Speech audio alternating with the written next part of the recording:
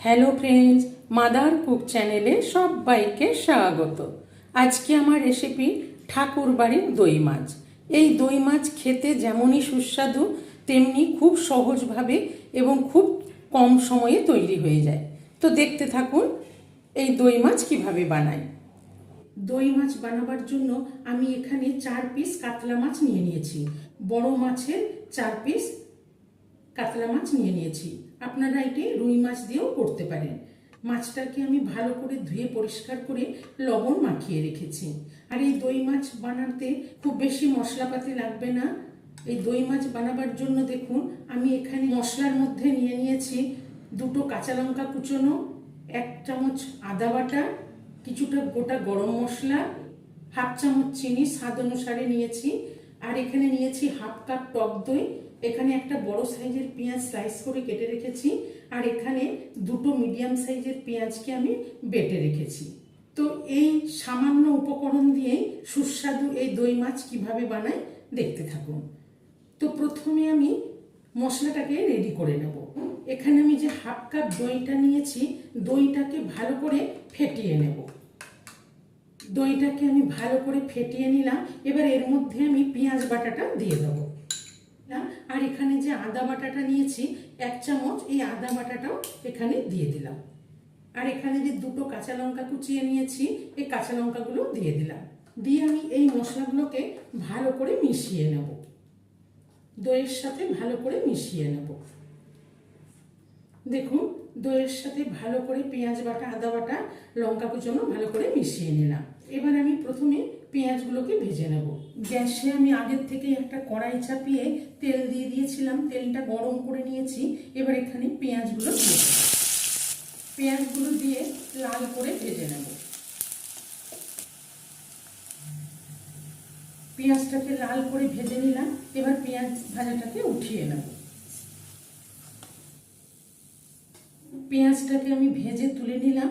এবার আমি আস্তে করে মাছগুলো দিয়ে দেবো।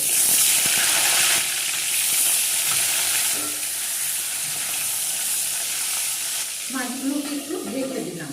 আমি 2 পিস করে মাছগুলোকে ভেজে নেব। এবার আমি ঢাকাটা খুলে মাছগুলোকে একবার উল্টে দেবো।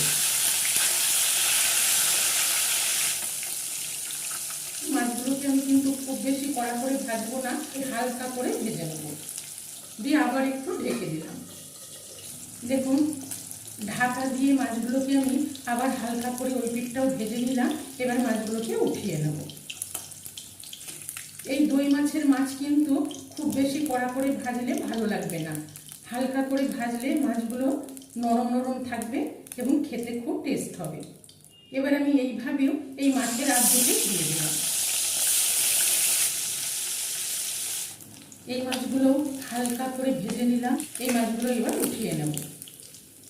মাছগুলোকে ভেজে নিলাম।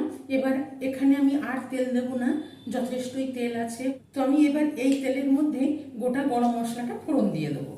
আর এখানে 3 টুকরো তেজপাতা নিয়েছি, তেজপাতাটা দিয়ে দিলাম।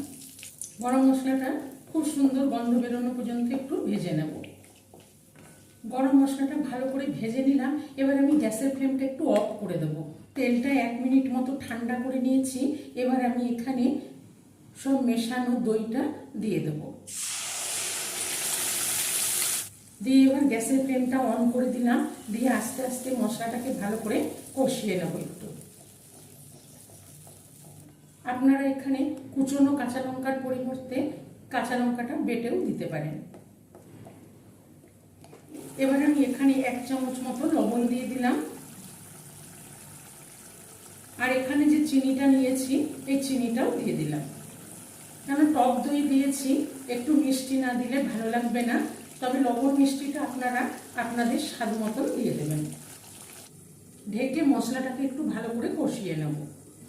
পেঁয়াজ বাটা, আদা বাটার কাঁচা গন্ধটা চলে যাওয়া পর্যন্ত একটু কষিয়ে নেব। দেখুন মশলাটা ভালো করে কষানো হয়ে গেছে। চারিদিকে তেলটা ভেসে উঠেছে। এবার আমি এখানে মশলার বাটি ধোয়া জলটা দিয়ে দিলাম।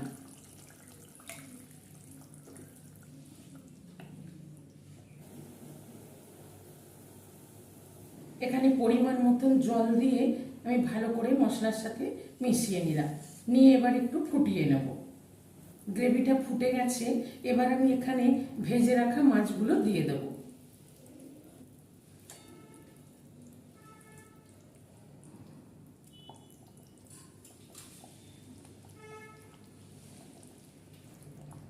ভেজে রাখা মাছগুলো দিয়ে দিলাম।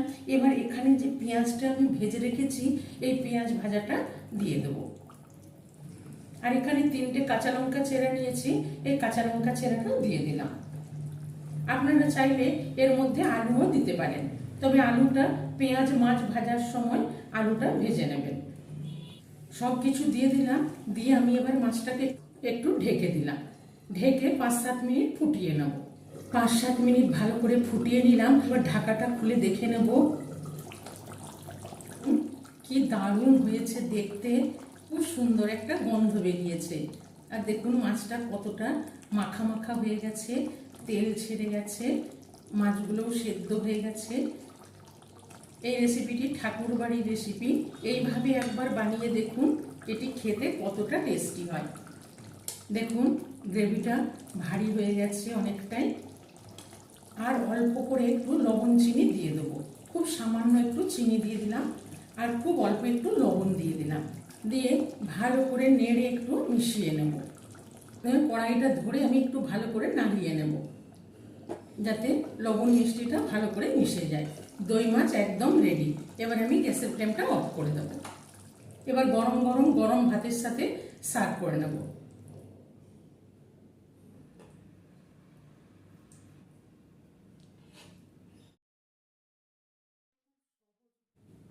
এই দই মাছ রেসিপিটি ভালো লেগে থাকলে মাদার কুক চ্যানেলটিকে লাইক, শেয়ার এবং সাবস্ক্রাইব করার অনুরোধ রইল। পাশে থাকা বেল আইকনটা প্রেস করবেন। যখনই আমি নতুন কোনো ভিডিও আপলোড করব আপনাদের কাছে নোটিফিকেশন পৌঁছে যাবে। সুস্থ থাকবেন, ভালো থাকবেন।